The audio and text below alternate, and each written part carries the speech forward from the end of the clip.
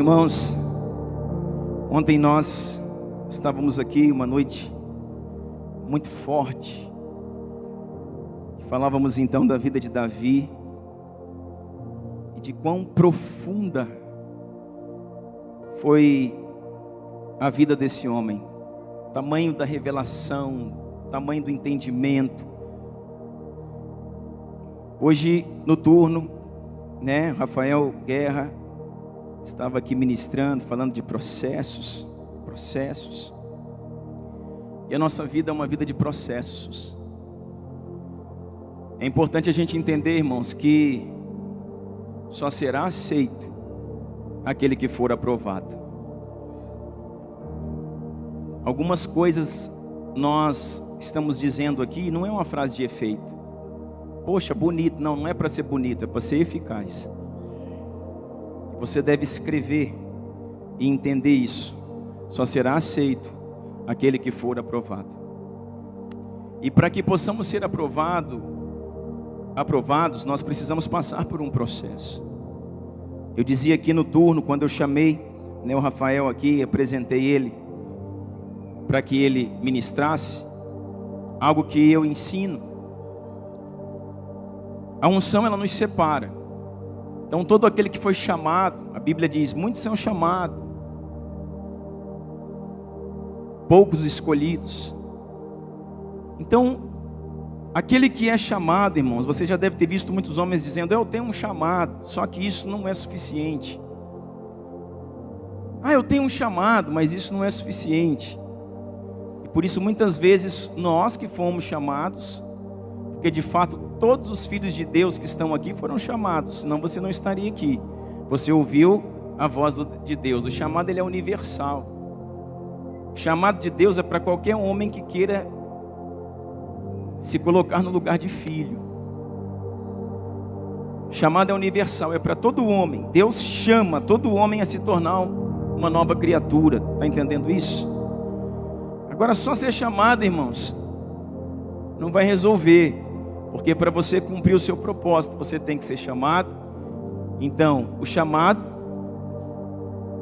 quando você diz sim ao chamado, você é separado. Mas a maturidade te habilita. Tem gente, irmãos, que foi chamado, mas não é habilitado. São coisas diferentes.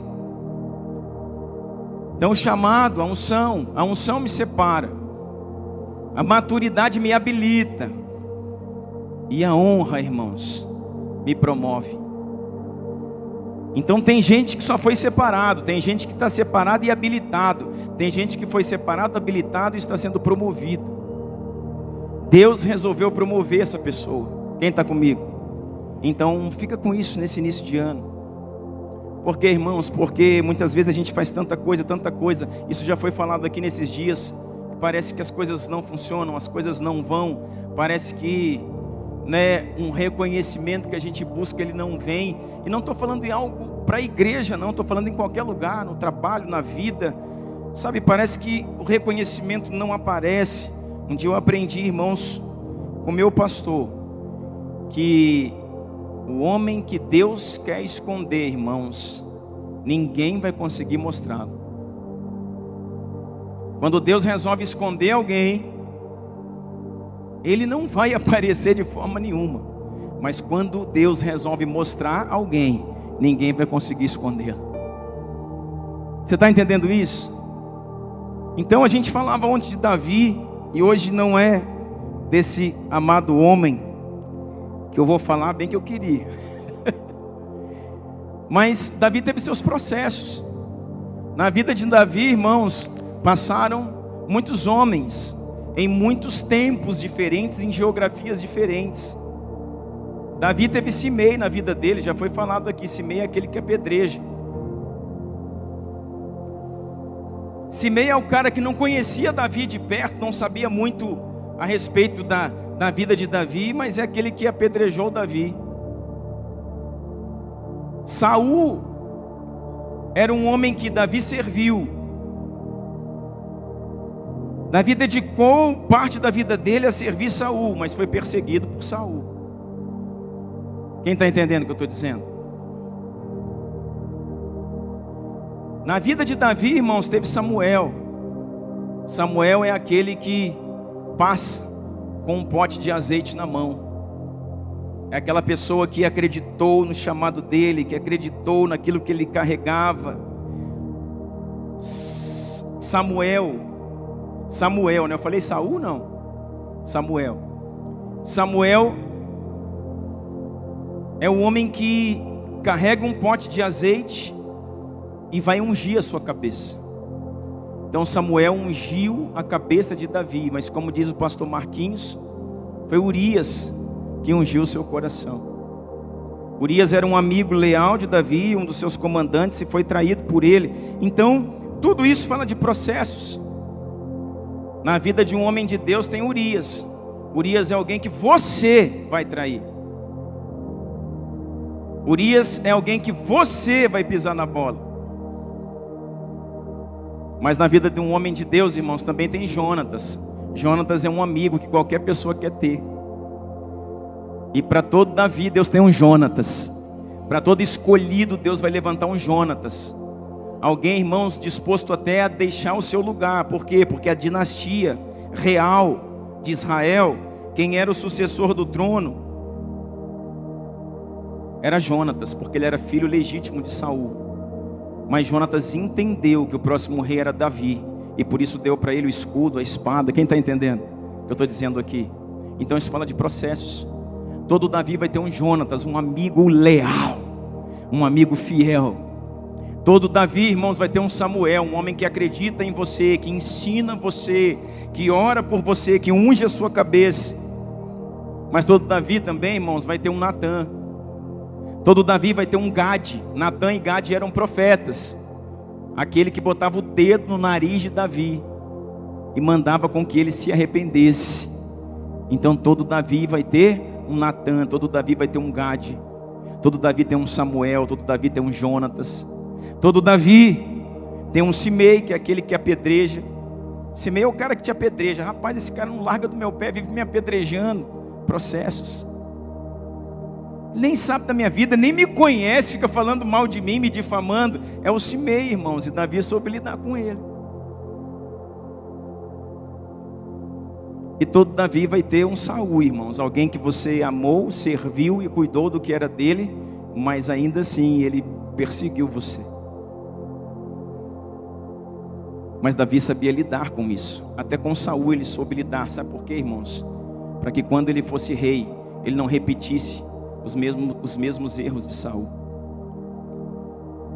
Quem está comigo entendendo o que eu estou dizendo? Irmãos, você sabia que Davi amava Saul e Jonatas?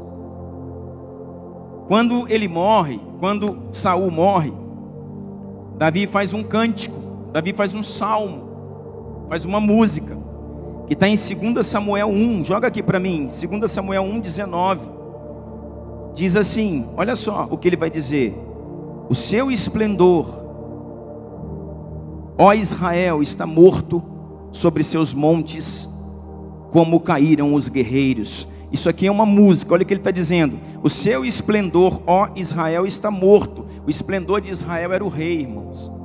Então está dizendo, Saul está morto sobre os seus montes, como caíram os guerreiros.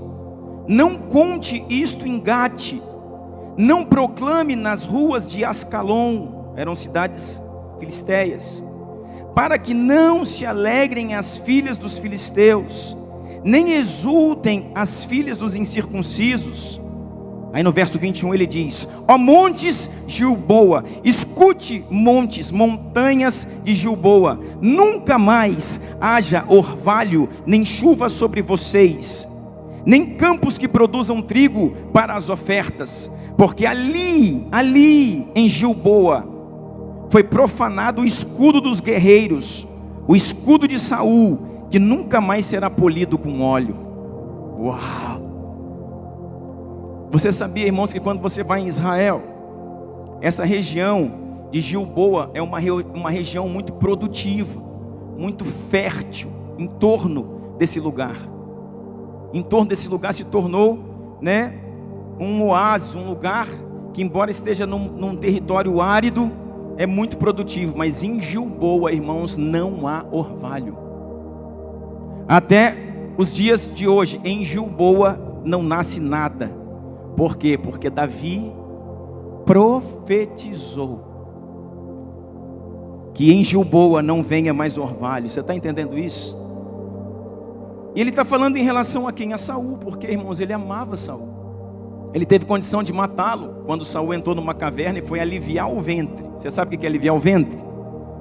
Saul foi aliviar o ventre, ele foi lá por trás, cortou um pedacinho da capa de Saul e falou: olha aqui, ó, quando você estava aliviando o ventre, eu passei perto de você. Poderia ter te matado, mas não o fiz. Por quê? Porque se foi Deus que te colocou no trono, Ele mesmo que cuide de tirar. Eu não vou tocar na sua vida, Saul. Davi disse: eu não vou tocar na sua vida, Saul. Você está entendendo isso, irmãos? Então, esse entendimento sobre processos, que nós precisamos, irmãos, sabe? Correr a corrida que nos está proposta. Paulo falava muito isso. Vamos correr a corrida que nos está proposta. Paulo dizia: deixando os pecados e os embaraços que hoje nos rodeiam. Então, irmãos, pecados é uma coisa, embaraços é outra coisa. Embaraços é aquilo que ainda não é pecado, mas vai se tornar. Corra a corrida que te está proposta. Quem está comigo? Você está entendendo isso? São processos. Sabe, irmãos, você vê coisas acontecendo. Quando Jesus, ali em Mateus, né, nos evangelhos vai contar do batismo de Jesus. E quando Jesus desceu as águas no Jordão, nós falamos disso aqui, os céus se abriram e o Senhor bradou: este é meu filho amado, nele reside todo o meu prazer. O pai falando para o filho. Depois disso, ele vai para o deserto, onde ele vai ser tentado. Ele já sai dali do Jordão e vai direto para o deserto, onde ele vai ser tentado 40 dias. E você sabe bem, irmãos, que ao ser tentado 40 dias, diz o texto que Jesus ele teve fome. E quando ele tem fome, irmãos, aparece Satanás para tentá-lo. E diz assim: tu não é o filho de Deus? Tu não é o filho de Deus? Transforma essas pedras em pães. Ele está sendo tentado aonde, irmãos? Se tu é o filho de Deus. Satanás está tentando ele aonde? Na sua identidade. É algo que nós temos que recuperar nesses dias. Quem eu sou? Quem eu sou? Para que eu fui chamado? Qual a minha vocação? Qual é o meu ministério? Não é servir a Deus, irmão, de qualquer forma, indo e saindo de igreja. Qual é o meu lugar específico na movimentação do reino? De que forma eu vou servir a Deus de uma forma eficaz? Sim ou não?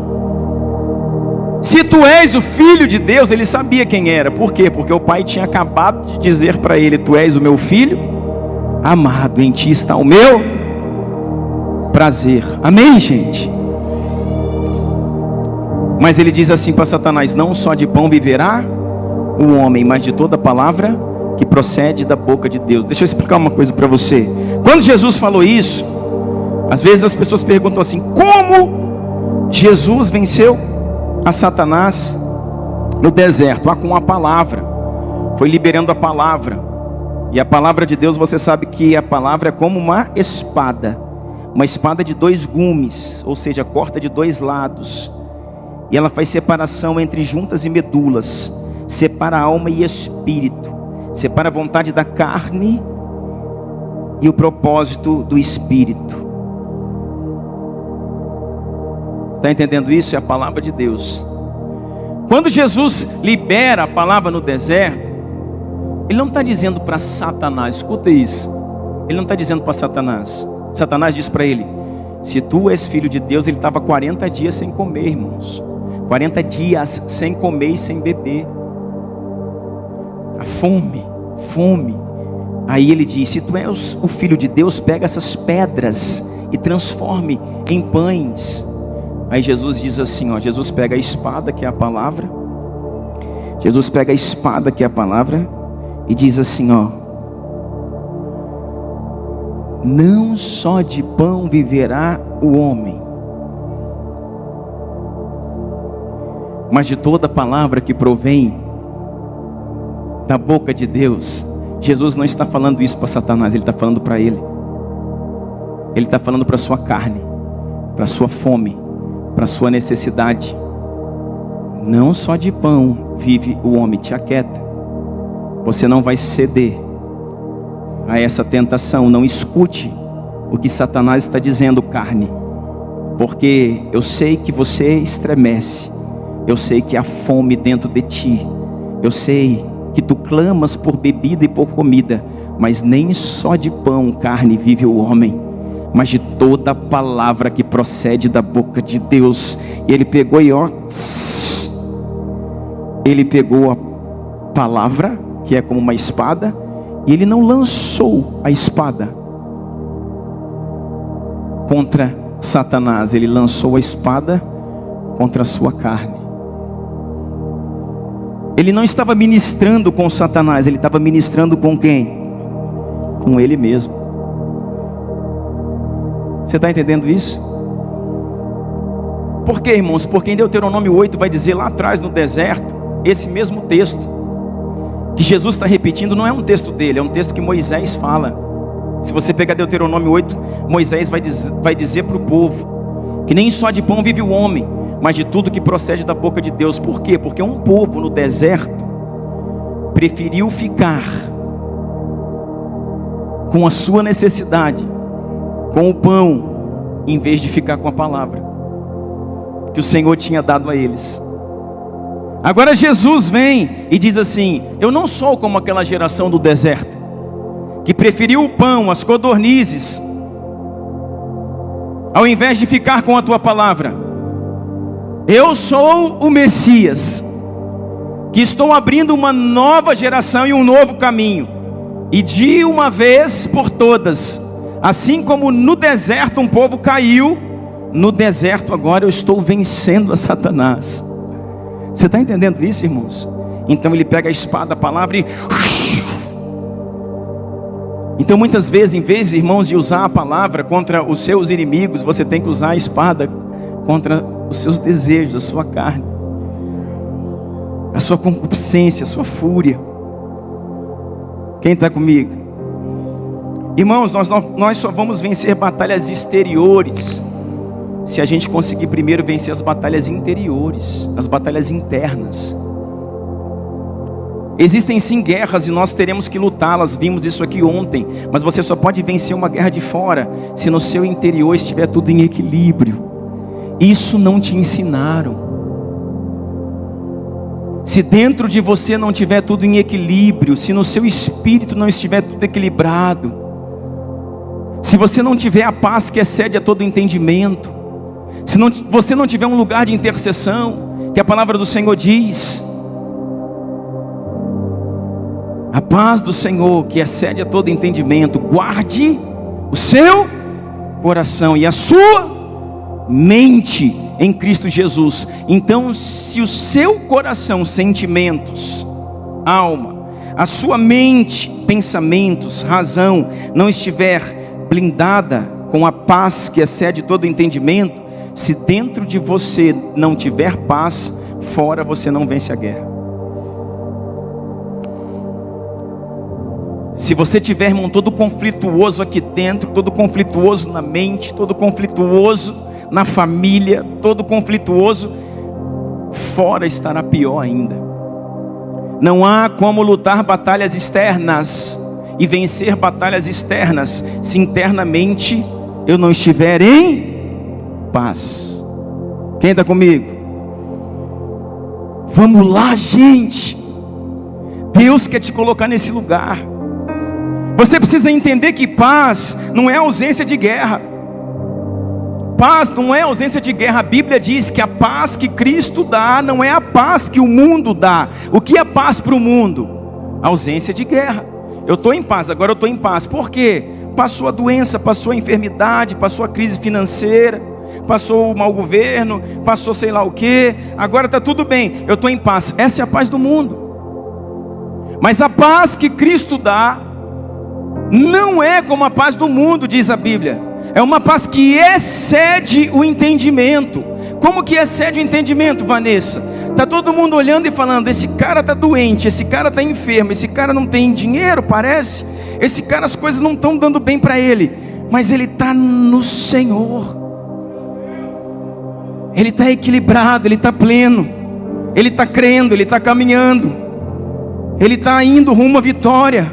Ele está edificando, vencendo seus processos, pagando seus boletos, caminhando em direção àquilo que Deus tem. Aí ninguém entende, por quê? Porque a paz que o Senhor dá excede o entendimento. Ninguém entende, nem mesmo você entende.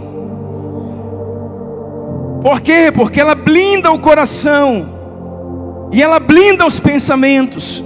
A voz de Deus é clara, audível. Existe uma luz apontando o caminho. E parecendo ainda que tudo está ruim, o Senhor está te dizendo: prossiga, eu sou contigo. E no final, a vida, a vitória, a plenitude. Você está entendendo isso? Você precisa entender, irmãos, que você não vai vencer guerras externas se dentro de você há conflitos internos. Murmuração, reclamação, indignação, perturbação. Você precisa equilibrar o seu interior. Você precisa equilibrar o seu interior e entrar na paz que excede todo entendimento. Vencer a guerra interna. Falamos tanto de Davi, irmãos. Existe um salmo que Davi conversa com a sua alma. Ele diz assim: porque está inquieta dentro de mim, ó minha alma, espera no Senhor, te aquieta, descansa e confia. Você precisa vencer a batalha, irmãos, aqui e aqui, para depois você vencer a batalha aqui. Você está entendendo isso? Eu precisava falar isso para você. Eu quero que você abra sua Bíblia aí no livro de Esther.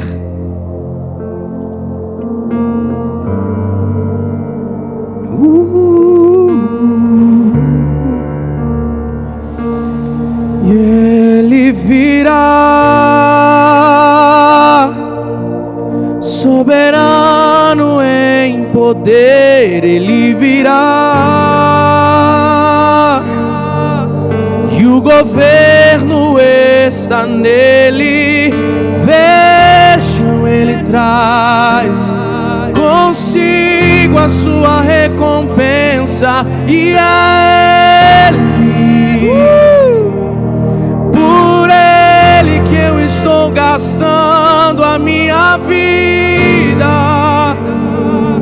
perdendo tudo por amor e com alegria, dono dos meus dias. Esther, capítulo 1 vai dizer que no tempo de Xerxes, ou Assuero, Xerxes ou Assuero, reinava na cidade de Suzã. Suzã é capital do Império Persa, então ele era o rei dos persas. E você conhece uma história. Eu quero entrar em algo com você aqui nessa noite, para a gente construir aqui nessa noite. Você sabe que Assuero, rei da Pérsia, fez uma festa de 180 dias, 6 meses de festa. E ele convidou todos os nobres, todos os reis dos reinos vizinhos, porque a Pérsia era o maior império daquele tempo.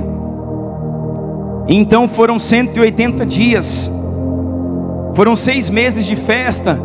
E ali Assuero mostrou as suas riquezas, mostrou todo o seu reino, mostrou tudo o que ele tinha. Assuero mostrou o poder bélico do seu exército. Assuero mostrou a sua realeza, mostrou os seus nobres, mostrou tudo aquilo que ele possuía, o rei do Império Persa. Mas chega um momento, irmãos, que ele quer mostrar aquilo que para ele tinha mais valor do que tudo. Chega um momento que Assuero quer mostrar todos aqueles que estavam presentes nessa festa a rainha Vasti. A rainha Vasti era sua esposa. E ele então manda chamar no final desses dias, de 180 dias de festa, ele manda chamar a rainha para apresentar agora Vasti, a rainha, a todo o reino, a todos os visitantes, a toda a terra. Só que diz a palavra de Deus, irmãos, estou correndo com você aqui, que Vasti não quis ir. Vasti já estava fazendo uma outra festa, uma festa particular. Ela estava reunida com as mulheres e mandou avisar o rei que não iria, quando o rei a chamou. E Vasti está procedendo loucamente, porque ninguém, irmãos, poderia negar uma chamada, uma convocação do rei, nem mesmo a sua própria esposa. Então alguém chega e diz para ela: Vasti, você tem que ir, o rei te convoca, mas ela não foi. E você sabe, irmãos, como essa história vai proceder. Acontece que depois que acabou a festa, os nobres se ajuntam com Assuero, e ali está agora os seus nobres, seus conselheiros, e eles conversando, chegam à seguinte conclusão: Vasti precisa ser deposta. Vasti, ela tem que deixar o reino. E por quê? Porque ela era a primeira, ela era a mulher do rei, ela era a rainha, ela era um modelo para todas as mulheres do reino. Vai olhando, irmãos, o perigo de ser um modelo. Vai olhando, irmãos, a responsabilidade está na frente de alguma coisa. Aí os nobres dizem assim: rei Assuero, se Vasti continuar no trono, nenhuma mulher mais em toda a terra da Pérsia honrará mais o seu esposo, porque Vasti, diante de todos, ela desonrou o teu nome, desonrou o teu chamado, que é uma lei, um decreto entre nós. E como nós teremos um modelo de rainha como esse? Ela precisa ser deposta. E assim foi, irmãos, ela foi deposta. Por quê, irmãos? Porque ela era um modelo. Existe para nós uma responsabilidade muito grande de representar alguma coisa, irmãos, porque a quem muito é dado, muito lhe é cobrado. Você sabe então que continua a história, e o capítulo 2 vai começar a falar que existe uma convocação em todo o reino para que uma nova rainha fosse levantada. E aí eles começam a trazer mulheres, moças de todo o reino, que se candidatasse a ser a próxima rainha. E ali essas mulheres ficariam 12 meses, ou seja, 1 ano, sendo ali selecionadas pelo rei, para que o rei escolhesse uma nova rainha, que se assentaria no trono no lugar de Vasti. E aí começa a história, irmãos, de uma órfã. Falamos tanto de orfandade esse ano, e em todas as nossas palavras de orfandade não falamos de Esther. Capítulo 2 de Esther, verso 7 diz assim: Mardoqueu, ou Mordecai, tinha uma prima chamada Radassa, que havia sido criado por ele por não ter pai nem mãe. Essa moça, também conhecida como Esther, era atraente e muito linda. Mardoqueu a havia tomado como filha quando o pai e a mãe dela morreram, órfã de pai e de mãe. Quando a ordem e o decreto do rei foram proclamados, muitas moças foram trazidas à cidade de Suzã, colocadas sob o cuidado de Regai, o eunuco. Esther também foi trazida ao palácio do rei e confiada a Regai, encarregado do harém. Esse homem, irmão, chamado Mordecai, assume a paternidade de Esther. Você sabia que Esther é o nome dela dado pelos persas? Esther é um nome persa, porque o nome dela hebreu é Hadass. E você sabe o que significa Hadass? A palavra Hadassah significa murta.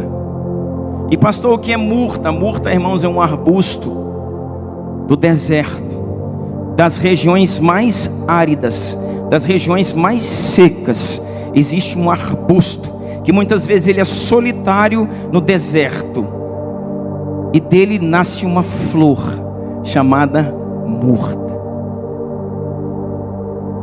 Só que para, irmãos, uma flor do deserto florescer, é só na presença de uma paternidade de destino. Para que alguém com esse nome, murta, uma flor do deserto, um arbusto solitário do deserto, assim era Hadassa. Diz o texto aqui que ela era prima de Mordecai, desse homem, desse judeu, e foi criada por ele. Ele assumiu a paternidade dessa menina quando seus pais morreram. Ele educou, ele criou, e disse que ela era formosa, ela era lindíssima, uma moça educada, uma moça bonita, uma moça criada por Mardoqueu. E então essa moça, irmãos, é enviada até o harém do rei, para que pudesse estar entre as outras moças e talvez ser selecionada para ser a próxima rainha, se assentar no trono da Pérsia. Eu queria dizer para você, irmãos, que a paternidade envia os seus filhos para o seu propósito. Eu quero falar para você hoje um pouquinho de paternidade. Eu quero falar um pouquinho para você hoje de assumir os órfãos. Pastor, quem é órfão? Um órfão biológico é todo aquele que não tem pai, ou não tem mãe, ou não tem ambos. Então é órfão, órfão biológico. Mas existem muitos órfãos espirituais, irmãos. Existem nessa terra muitos órfãos espirituais. O que é um órfão espiritual? Alguém que não conhece Deus como Pai. Alguém que não conhece Deus como Pai.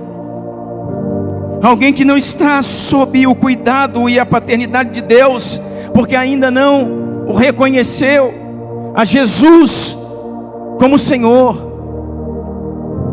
Deus, irmão, só pode ser Pai de um homem no qual Cristo, o Filho, é Senhor.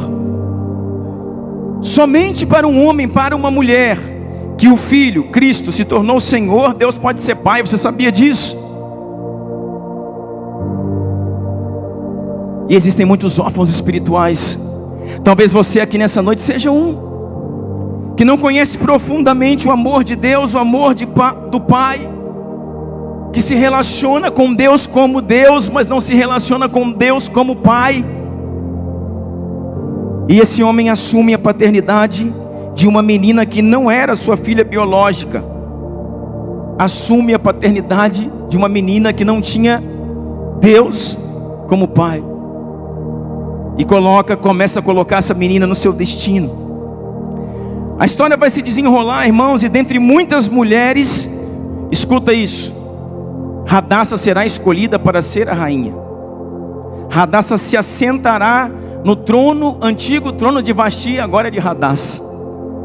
Aquela órfã se tornou rainha. A órfã se tornou rainha dos medos e persas. Ela ficou importante. Ela saiu da casa simples, irmãos, que ela morava. Ela saiu do cuidado direto ali de Mardoqueu, seu primo. Alguns estudiosos dizem que é tio. Isso não interessa se é primo, se é tio, parente. Ela saiu do cuidado direto, saiu de um lugar simples onde ela foi criada, e agora ela se assenta no trono dos medos e persas, da maior nação, irmãos, belicamente, economicamente do seu tempo. Ela é rainha. Irmãos, só a paternidade pode fazer órfãos se tornarem reis. Não, você não me entendeu, você está cozido hoje. Só a paternidade pode fazer órfãos se tornarem reis. Diga aleluia, glória a Deus, eu estou entendendo. Sabe por quê, irmãos? Porque Deus está chamando você a acordar e a se tornar um pai, uma mãe espiritual, que pode fazer um órfão se tornar um rei. Quem viu, irmãos, nesses últimos dias o filme A Forja? Quem viu o filme A Forja? É aquilo ali, irmãos, discipulado, paternidade. assumir a paternidade espiritual de quem não tem pai, de quem não tem mãe. É assim que Deus trabalha. Você sabia, irmãos, que José, o pai de Jesus, não era pai biológico de Jesus? Por quê? Porque Jesus é filho de Deus, não é filho de José. Mas Jesus teve um pai, irmãos, que o ensinou muitas coisas. Por quê? Porque José assumiu a paternidade do Filho de Deus. Você sabe que o anjo Gabriel, ele vem e fala com Maria, e fala: das tuas entranhas será gerado um filho, sem você ter nenhum acesso a homem nenhum, será gerado pelo Espírito Santo, você dará a luz ao Messias. Maria era uma moça nova, virgem, por volta, irmãos, dizem de 14, 15 anos no máximo, pura, virgem. E aí ela fica preocupada e ela vai contar isso para José. E José, irmãos, vai agora ter uma notícia que ela não vai ficar, ela já está grávida pelo Espírito Santo. E que homem, irmãos, que homem acreditaria nessa história? Será que eu acreditaria? Você acreditaria? A mulher que te está prometida, a sua esposa, aparecer para você antes da noite de núpcias e dizer assim: tá vendo, minha barriga está crescendo, só que eu estou esperando é o Filho de Deus. Rapaz, que conversa é essa, só? Sim ou não, irmão? Sim ou não? Quantos homens, irmãos, seriam nobres como José foi? Quantos homens seriam santos como José foi? Quantos homens seriam homens como José foi? Sabe por quê, irmãos, que ele acredita nisso? Não é só porque ele é um homem nobre, um homem santo. É porque ele diz assim: se esse anjo falou com você, ele tem que falar comigo também. E o anjo falou com ele. E a partir desse momento, irmãos, o anjo não fala mais com Maria, o anjo só fala com José. Por quê? Porque encontrou em José um pai, encontrou em José um homem, encontrou em José um provedor, encontrou em José um remidor, encontrou em José alguém que recebeu, que adotou a paternidade do Filho de Deus. Você está entendendo isso? Jesus não é filho de José, Jesus é filho de Deus. Mas José adotou a paternidade do Filho de Deus. O seu chamado é o mesmo de José, cara. O meu chamado é o mesmo de José, adotar a paternidade dos filhos de Deus. Eu serei adotar a paternidade dos filhos de Deus. Multidões. Você está entendendo isso? Em muitas gerações eu serei o pai de multidões. Sim, Jesus. Tocarei em muitas gerações. Existem muitos homens, irmãos, perdidos, sem referência de pai biológico, sem referência de mãe, sem referência de família, e muito menos sem referência de Deus, Danilo. Eles não têm nada. Nada. Eles não têm nada. No filme A Forja, irmãos, mostra um homem então que assume a paternidade de um menino rebelde. Um menino rebelde, um menino complicado, um menino que tem caso com a polícia, um menino que... um órfão, sem pai, que era problemático para a mãe. Mas esse homem, irmãos, um empresário, dono de uma empresa, recebe esse menino como um funcionário. E foi dito para ele: é B.O. puro, aí é ficha suja. Pode deixar ele aqui. Ele não vai ser só meu funcionário, ele vai ser o meu filho. Eu vou cuidar dele. Eu vou mudar ele. E aquele homem, irmãos, aquele menino se torna o melhor de todos os funcionários. Cresce. Se torna um homem de honra.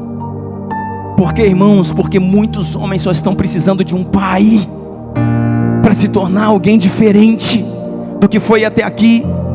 Conversávamos ali, alguns homens ali na cantina, agora mesmo, antes do culto, dizendo, irmãos, que Davi, na caverna de Adulão, enquanto fugia de Saul, ele se escondeu na caverna de Adulão. E numa caverna úmida, escura, homens sem procedência, homens endividados, homens quebrados, homens sem testemunhos, homens sem caráter, homens de toda má estirpe, foram procurar Davi. Disseram para ele: tu és um fugitivo, Davi, como nós, seja o nosso rei. E Davi, irmãos, assumiu a paternidade deles. E Davi os trouxe para perto. E Davi os treinou na guerra. Os ensinou a manejar espada, a manejar funda, a manejar escudo. Fez deles os guerreiros de Davi, os valentes de Davi. A partir disso, irmãos, Davi tem o exército mais poderoso da terra no seu tempo. Dizia alguns homens ali, irmãos: se você pegar um homem rejeitado, quebrado, largado, endividado, e se você fizer desse homem um filho e restaurar ele, irmãos, ele vai dedicar a sua vida a te servir. Sabe por que pessoas não querem servir a gente, irmãos? Porque a gente está acostumado a receber gente boa, gente bonita, gente limpinha, gente com recurso. E todo homem, irmãos, todo homem, querendo ou não, não, você é assim também. É todos, eu falei. Todo mundo tem um ladozinho de Adão. Mas quando você entender, irmãos, que se você pegar um cara que não é nada e fazer dele alguma coisa, e tirar ele do anonimato, irmãos, do monturo, e colocar ele sentado com os príncipes do povo, colocar ele sentado, irmãos, com dignidade, esse homem dedica a vida dele a você. Ele será leal. Você está entendendo isso?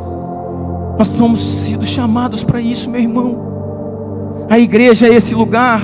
Essa mulher está sentada lá no trono. Agora, a Esther. Aí, irmãos, deixa a Esther um pouquinho aqui de lado. E verso 21. Capítulo 2 de Esther, verso 21. Vai contar uma história aqui que no final eu chego nela. Segura ela. Verso 21 diz assim: um dia, quando Mardoqueu, o primo da Esther, estava sentado junto à porta do palácio real, Bigtã e Teres, dois oficiais do rei, servos do rei, que guardavam a entrada, estavam indignados e conspiravam para assassinar o rei Xerxes, o Assuero. Guarda esse nome: Bigtã e Teres. Dois homens que eram servos do rei conspiravam contra a vida do rei. Mardoqueu, porém, descobriu o plano e contou à rainha Esther, que por sua vez passou a informação ao rei, em nome de Mardoqueu. Depois de investigadas as informações, o rei então vai investigar. Descobriram que era verdade, e os dois oficiais, Bigtã e Teres, foram enforcados. E veja o próximo texto: foram enforcados. Tudo isso foi escrito no livro de Anais, na presença do rei. Tudo isso o que aconteceu, foi escrito no registro histórico do rei. O rei, irmãos, tinha um livro, o livro do reino, e isso foi escrito. Data: Bigtã, Teres conspiraram contra o rei. Mardoqueu interferiu através da rainha, livrou a vida do rei. Está tudo nas crônicas do rei. Vai escutando. Diga assim comigo: a minha história está nas crônicas do rei.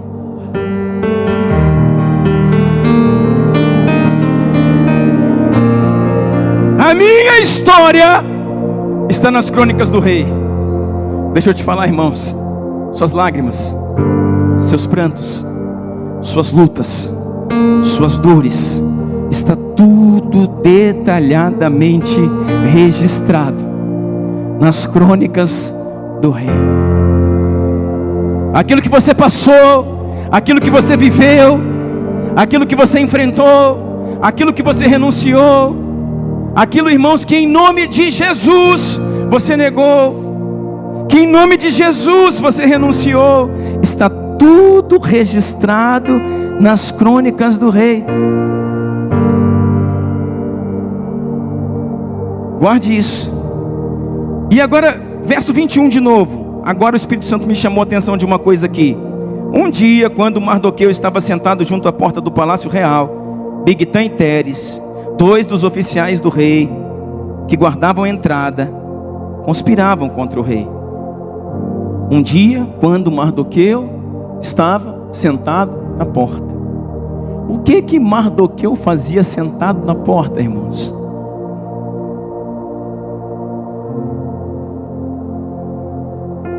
Quem falou? Intercessão. Mardoqueu não tinha entrada no palácio, porque ele não era persa, ele era hebreu, ele não era nobre, então Mardoqueu não podia entrar no palácio. Então ele ficava na porta, nas escadarias. Por quê? Porque no trono se assentava sua filha adotiva. E todo filho adotivo, e todo filho legítimo, precisa de um pai intercessor. Se você não está disposto a levantar as mãos pelo seu filho no monte, não envie ele para a guerra, não envie ele para a batalha. Josué, irmão, só venceu a batalha no vale porque Moisés tinha suas mãos erguidas no monte. Josué, filho espiritual de Moisés, só venceu no vale por quê? Porque Moisés estava com mãos erguidas aonde? No monte. O que diz o texto? Moisés era velho, idoso, aí cansava. E quando ele cansava 1, 2 horas de mãos erguidas, ele começava a abaixar a mão. E quando ele abaixava a mão, Josué, que estava vencendo a guerra no vale, começava o quê? A perder a guerra. Aí eu pergunto para você, o que venceu a guerra no vale, foi a habilidade do filho ou foi a intercessão do pai?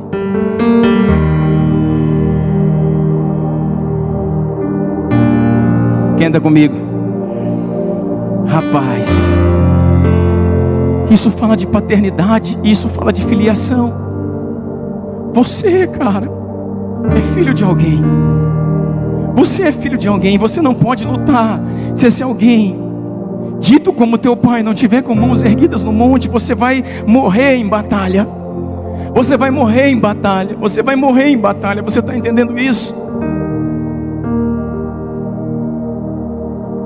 Quantas vezes, irmãos, eu não quero nem falar mais disso, mas eu lembro das mãos da minha avó, das mãos da minha mãe, erguida no monte, para que eu vencesse.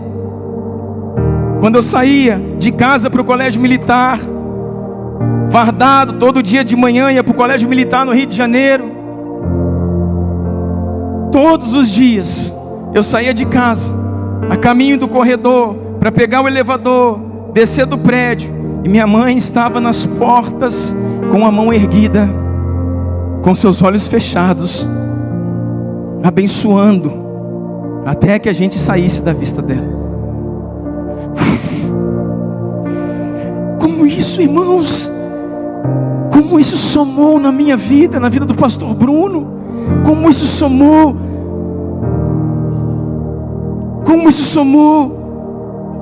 você está entendendo isso? A intercessão.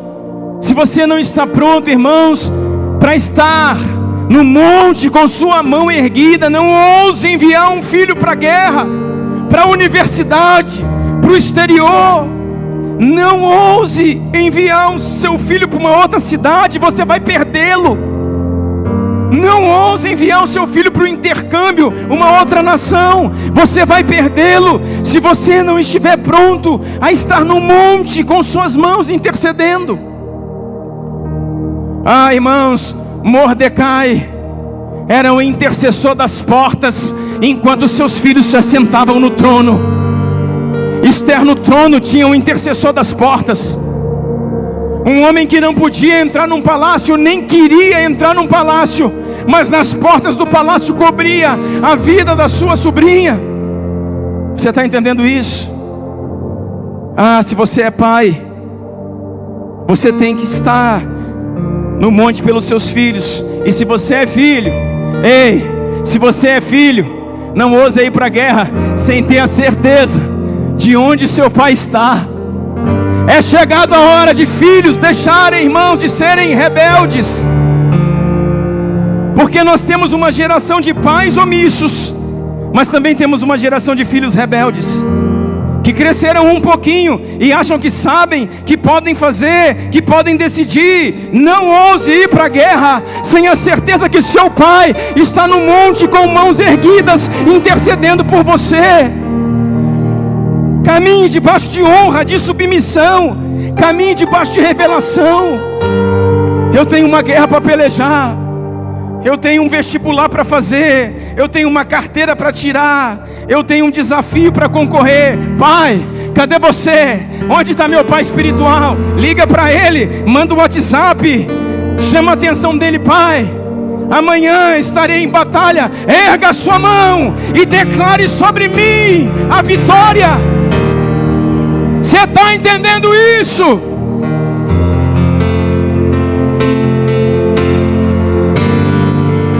O Pai me adotou, seu amor me encontrou. Eu era órfão, hoje sou filho. Sim, Jesus. Não sou mais Sim, órfão. Jesus. Agora filho sou. Não sou mais órfão. O Pai me adotou. Não sou mais órfão. Sim, Jesus. Agora filho sou. Não sou mais órfão. O Pai me adotou. É isso, Jesus.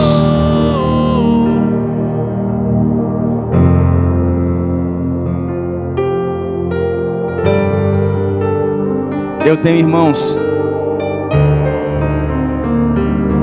47 anos, faço agora em maio desse ano. Sou casado, tenho meus filhos, meu trabalho, a igreja, mas ainda hoje certifico em batalhas profundas que o meu pai esteja com suas mãos erguidas. Ainda hoje ligo para o meu pastor, meu pai espiritual, e digo: amanhã é guerra. Lembre-se de mim, cubra a minha vida. Você está entendendo isso? Capítulo 3. Guarda, irmãos, diga comigo novamente: todos os meus feitos, minhas renúncias, estão nas crônicas do rei. Capítulo 3, irmãos, vai falar, só estou dando um resumo para você aqui, que vai ter uma conspiração agora de Amã. Amã é um dos líderes de Xerxes, do rei da Pérsia.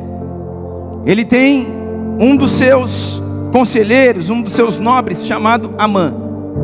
Amã, irmãos, odiava Mardoqueu. Por quê, pastor? Porque, irmãos, esse homem, esse nobre, ele queria que aonde ele passasse, todo homem se curvasse diante dele, porque ele era um nobre do rei. E os persas de fato faziam isso. Aonde Amã passava com suas vestes reais, todo persa se dobrava diante dele, porque está saudando aquele homem que é um servo do rei. Mas Mardoqueu não se dobrava, porque no seu espírito, irmãos, estava no coração dele o se dobrar a um único e suficiente Deus. Sabe, irmãos, a história vai falar que Mardoqueu obedecia às leis daquele império. Mardoqueu se submetia às leis do lugar onde ele estava, mas ele não se dobrava, ele não se ajoelhava diante de Amã. Por quê, irmãos? Porque ele era um servo do Deus Altíssimo. Assim como Daniel na Babilônia não quis, lembra da palavra do Marcinho, no turno? Assim como Daniel na Babilônia não quis se dobrar diante da estátua de Dário, o que acontece? Foi a cova dos leões. Por quê? Porque esses homens só se dobravam diante do Deus verdadeiro. Então ele não se dobrava diante de Amã. Então diz o texto, capítulo 3, verso 8. Vamos ler. Então Amã disse ao rei Xerxes: existe um certo povo disperso, espalhado entre os povos de toda a província do teu império, cujos costumes são diferentes dos de todos os outros povos, e eles não obedecem às leis do rei. Não convém ao rei tolerá-los. Olha o Amã falando para o rei: se for do agrado do rei, e se decrete a destruição deles, eu colocarei 350 toneladas de prata na tesouraria real à disposição para executar este trabalho. O homem queria dar 350 toneladas de prata para que o rei eliminasse os hebreus. Em vista disso, o rei tirou o seu anel do dedo. Então o rei Xerxes tirou o anel do dedo e deu a esse Amã, inimigo dos judeus, filho de Ramedata, descendente de Agag. Só podia.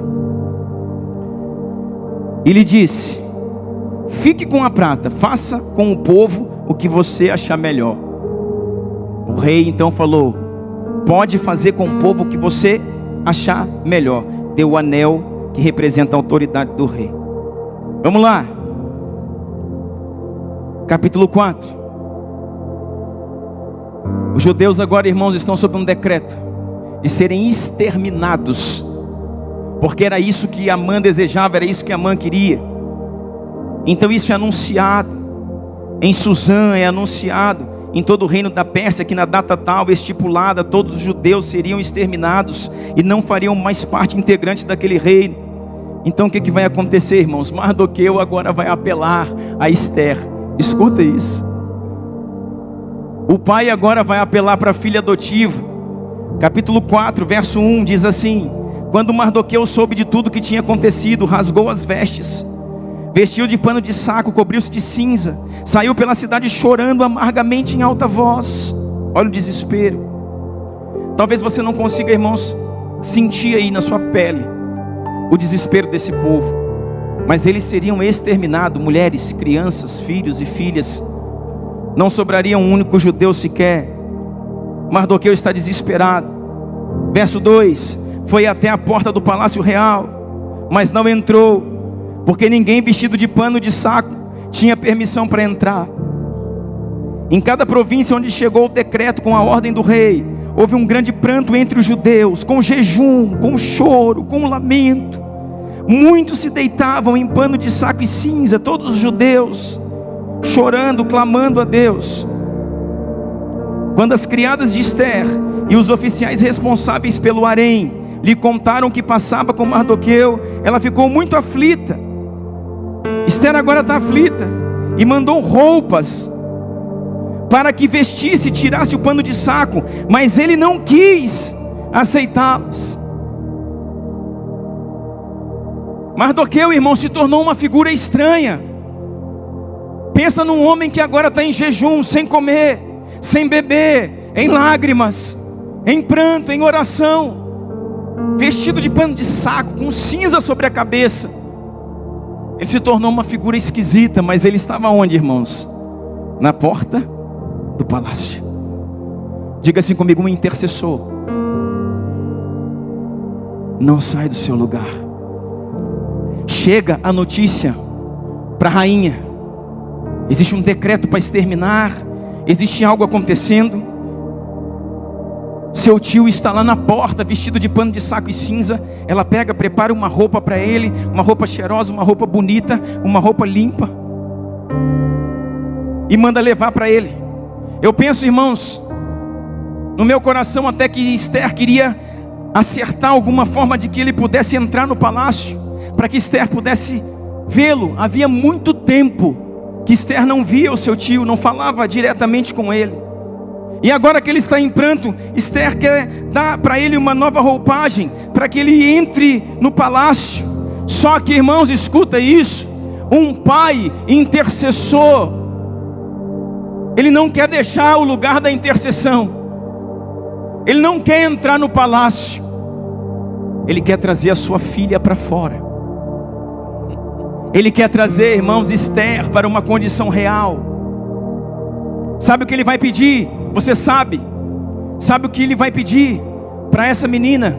Entre na presença do rei e interceda por todos nós. O seu povo. E quando ele mandava mensagens pelos eunucos, ele não a chamava de Esther, porque Esther é estrela.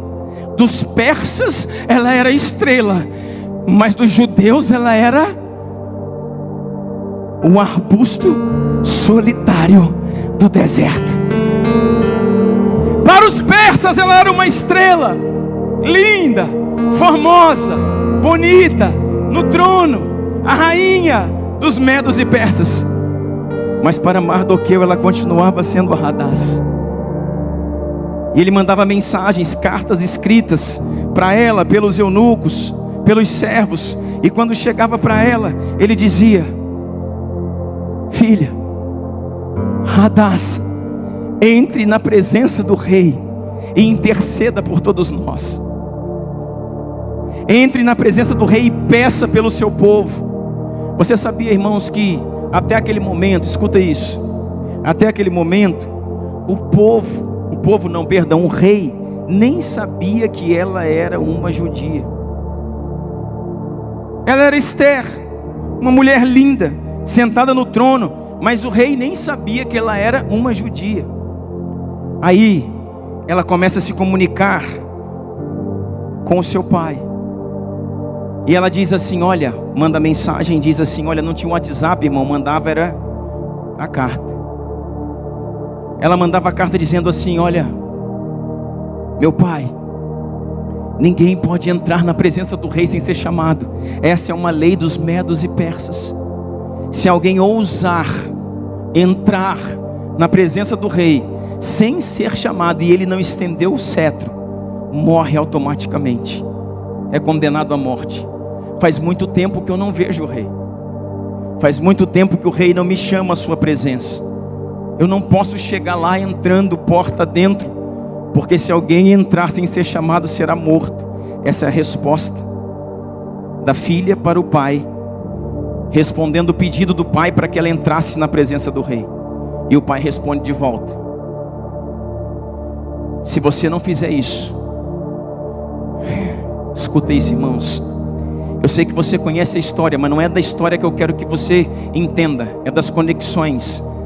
Olha o que um pai espiritual diz a um filho: se você não fizer isso, livramento virá aos judeus de outra forma, mas você morrerá.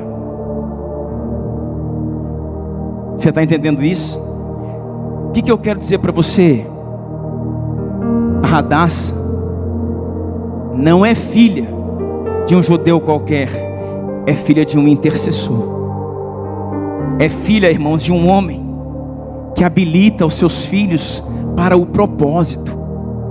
Eu estou falando aqui de algo, irmãos, que nós como igreja precisamos entrar nesse próximo ano, habilitar uma igreja para o propósito.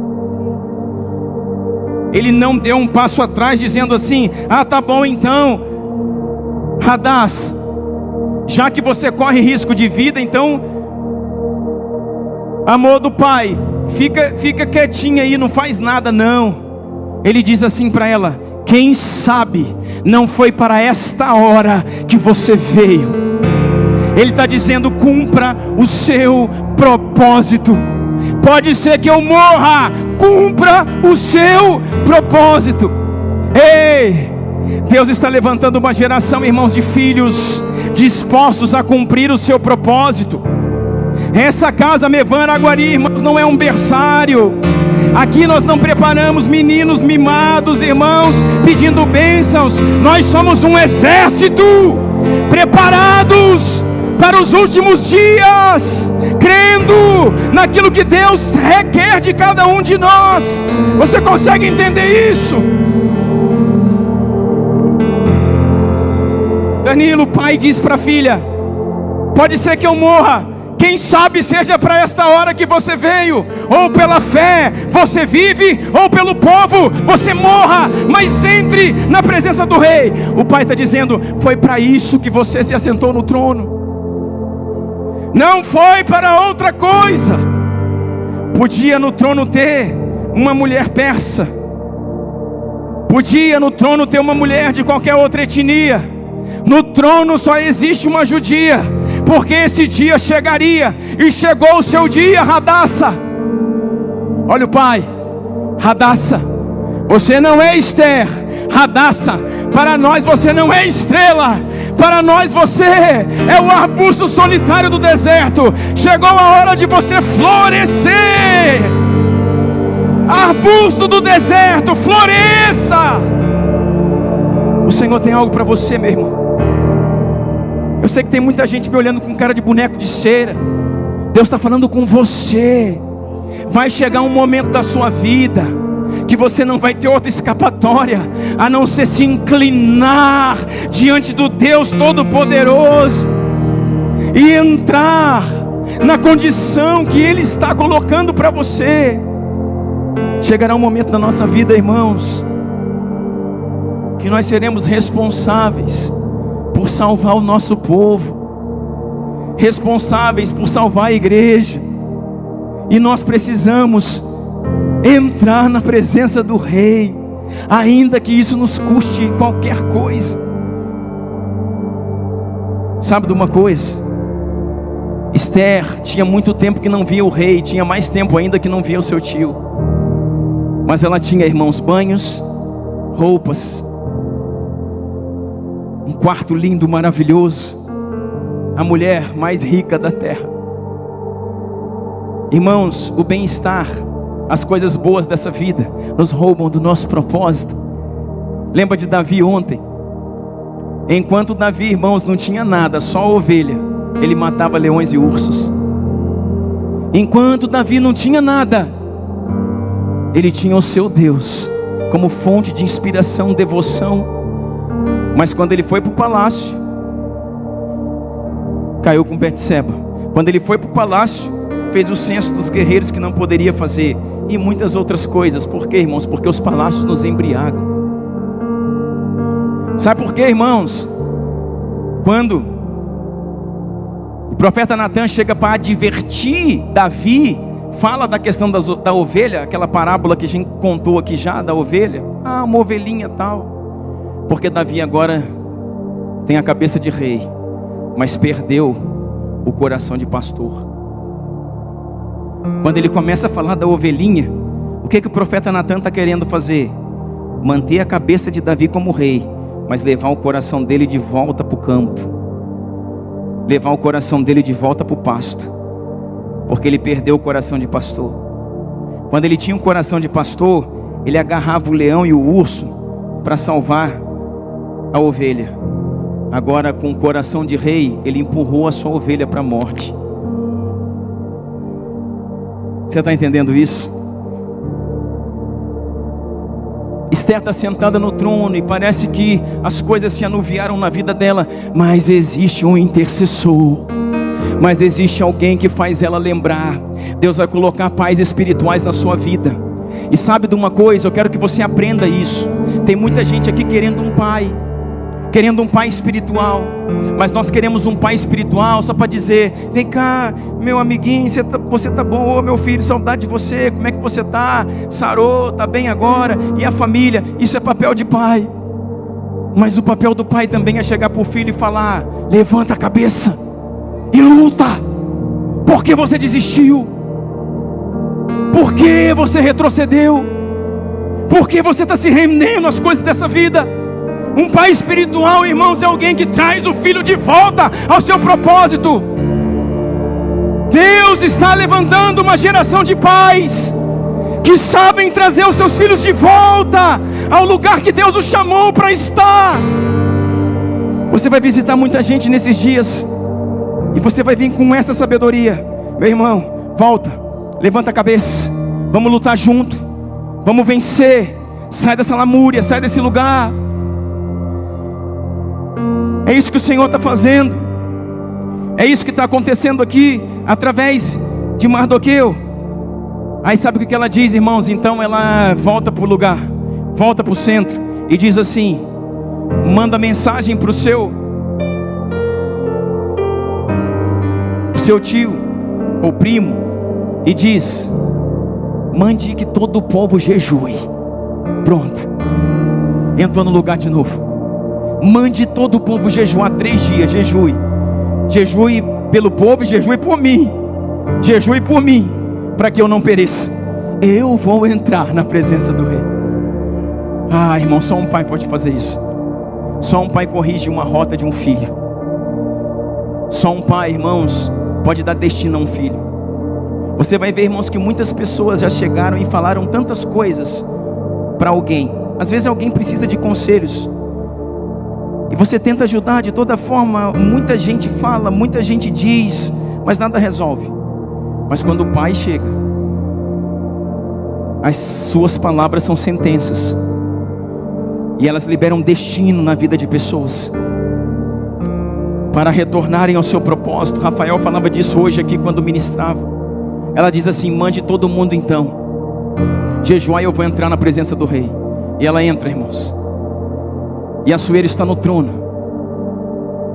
E quando ela vem andando, aquele silêncio, todo mundo parado para ver o que vai acontecer. Ela vai dando um passo, vai dando outro passo, vai dando outro passo. Assuero não se mexe, Assuero não fala nada. Está todo mundo assim, em pânico, os nobres dizendo o que essa mulher louca fez. Vasti foi deposta, e agora mais uma rainha será deposta. E o rei pega o seu cetro e estende os cetros, porque qualquer que entrasse diante do rei e ele não estendesse o cetro seria morto. Mas Assuero estende o cetro sobre a vida de Esther e diz a ela, salve minha rainha, do que posso te ser útil? Peça até a metade do meu reino e eu te darei. Ah, irmãos, o que uma intercessão não pode fazer. E ela começa a dizer assim, então ela não diz, porque o tal do Amã, irmãos, o demônio do Amã está do lado dela. O Amã que criou, forjou tudo aquilo, está do lado dela. Ela diz assim, eu quero convidar o senhor para um café, mas leva o Amã junto. E vai começar, irmãos, a desenrolar essa situação. Para terminar, irmãos, eu quero orar com você. Esse Amã, não satisfeito, diz assim, nós vamos matar todo o povo no dia tal, na data marcada. E ele levantou também uma forca enorme, de não sei quantos metros de altura, para enforcar Mardoqueu naquela forca. Depois você vai lendo o restante do livro. Só que escuta isso. O rei, irmãos, começa a ficar, sabe, ele começa a ficar sem lugar. O rei começa a sentir que alguma coisa está errada. O que que Esther quer com esse café, com essa reunião que ela está querendo que a mãe esteja junto? O que está acontecendo? A mãe fez uma forca imensa agora para poder enforcar esse tal de Mardoqueu. Para que enforcar esse homem? O que está acontecendo? E diz a palavra, irmãos, que esse homem perde o sono. Agora ele está deitado, assim como na época de Dário, lá em Daniel. Ele perde o sono, ele vira para um lado, ele vira para o outro, ele não consegue dormir. E ele diz assim, traga as crônicas do rei. Escuta, traz a crônica do rei. Aí os homens que são os leitores trazem as crônicas do rei, aquelas histórias que eu falei para você, que está tudo ali escrito. E ele diz, comece a ler aí. E eles começam a ler, e de repente eles leem assim, no dia tal, do ano tal, Bigtã e Teres tramaram um intento, uma cilada contra o rei, mas Mardoqueu intercedendo nas portas. Mas Mardoqueu na porta, descobriu o intento desses homens contra o rei, e avisando a Ester, a rainha, o rei foi livrado. Aí o rei fala: para, lê isso de novo. Lê isso de novo. Aí eles leram. Lê isso de novo. Aí eles leram. E o rei pergunta: cadê Bigtã e Teres? Morreram, rei. Está escrito aqui, foram enforcados. Quem é o homem? Quem é Mardoqueu? O nome dele está aí. Quem é Mardoqueu? Que livrou a minha vida da morte. Quem é Mardoqueu que livrou a minha vida da morte? Aí eles dizem assim: é o tio da Ester, o homem que vai morrer na forca. O rei diz: como isso pode acontecer? Como alguém que salvou a vida do rei pode morrer na forca? E os seus servos dizem: mas é isso que vai acontecer. Deixa eu dizer uma coisa para você: tudo aquilo que você já fez, tudo aquilo que você já renunciou, tudo aquilo que você já sofreu pelo Evangelho, não pelos seus erros e pecados, mas o que você sofreu pelo Evangelho, as perseguições, as acusações, as rejeições, suas lágrimas, suas dores, seus sofrimentos pelo Evangelho. Você se doou tanto, você renunciou tanto, você, irmãos, sabe, se entregou tanto, e parece que nada acontece. Eu quero dizer para você: está tudo escrito nas crônicas do rei. E parece que nada aconteceu, porque você ainda não precisou que aconteça. Mas no dia que você precisar, no dia X, no dia que você mais precisar, no dia que tiver um intento do inimigo para acabar com a sua família, com os seus filhos, com a sua casa, o rei puxará suas crônicas e verá o que o Rafael fez, o que o Luiz fez, o que o Arnaldo fez, e ele vai dizer: viva! Meus filhos, recebam o livramento do Senhor. Você está entendendo isso? Recebam o livramento do Senhor, porque tudo que você fez está escrito nas crônicas do rei. Deus tem tudo anotado, irmãos. E se ainda não chegou a recompensa na hora certa, quando faltar suas últimas forças, e você disser ao seu rei, aquele que habita e se assenta no alto e sublime trono, e você disser: meu rei, acabaram as minhas forças, acho que agora vou morrer, as crônicas do rei serão abertas, e a recompensa do Senhor virá. Esse rei, irmãos, aqui Xerxes diz assim: quem está aí no palácio, no corredor? Aí eles dizem assim: é Amã. E o rei diz: chame Amã aqui para dentro. E Amã entra.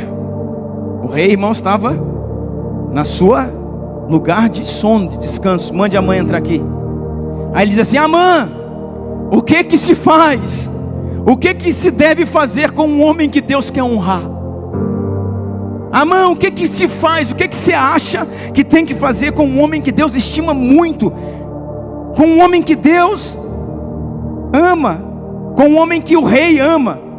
O que você acha que deve ser feito com um homem que o rei estima muito?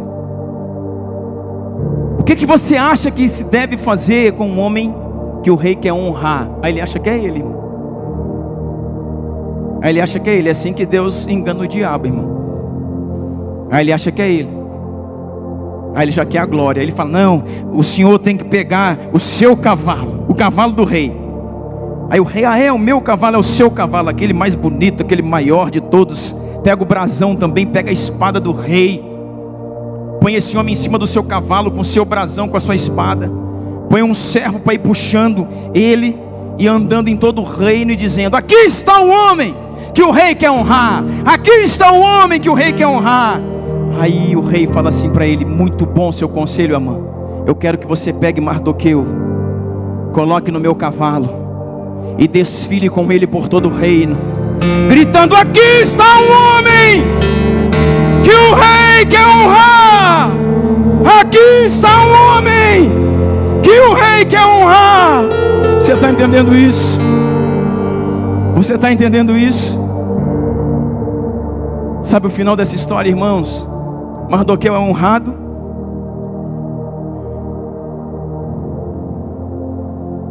Na forca que Mardoqueu levantou, na forca que Amã levantou, morre o próprio Amã, enforcado.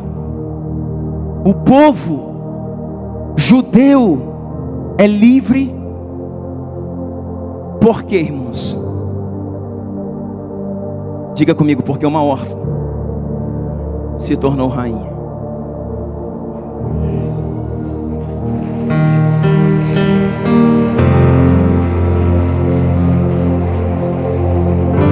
Diga comigo, e porque a rainha tinha um intercessor nas portas. A rainha no trono tinha um intercessor nas portas. Deus está levantando intercessores, irmãos. Homens que vão livrar os seus filhos da morte. Homens, irmãos, que vão investir em pessoas que não são nada. A Radassa não era nada, ela era a flor solitária do deserto. Mas nas mãos de Mardoqueu ela virou rainha. Deus vai colocar príncipes na tua mão, cara. Deus vai colocar príncipe nas tuas mãos. Nós vamos orar agora, escuta isso. É essa unção que eu quero que você receba. Deus vai colocar príncipe nas tuas mãos. Deus vai colocar príncipes nas tuas mãos. Mas eles não vão chegar como príncipes, Tiago. Eles vão chegar como órfãos. Como órfãos. Olhe num órfão e enxergue um príncipe. Olhe para um órfão e enxergue um rei. Esses homens vão prosperar. E muitos deles, irmãos, vão sustentar você. Você está entendendo isso? Você está entendendo isso, meu irmão? Escuta uma coisa. Não diz a história, irmãos, que em momento algum Mardoqueu entrou no palácio, porque ele não queria se contaminar com o palácio. Ele queria que a rainha tivesse visão da realidade de fora. Deixa eu dizer uma coisa para você. Mardoqueu nunca foi até Esther para pedir nada pessoal, assim a um pai. Nunca pediu nada que fosse para ele. Ele só foi quando era para pedir em favor do seu povo. Está entendendo isso? E Mardoqueu, irmãos, diz a história que ele nunca se ausentou das escadarias do palácio. A sua filha governa, mas ele intercede e está pronto para socorrer o rei e a rainha. O rei, o seu senhor, e a rainha, a sua filha. Você está entendendo isso? Fica de pé comigo.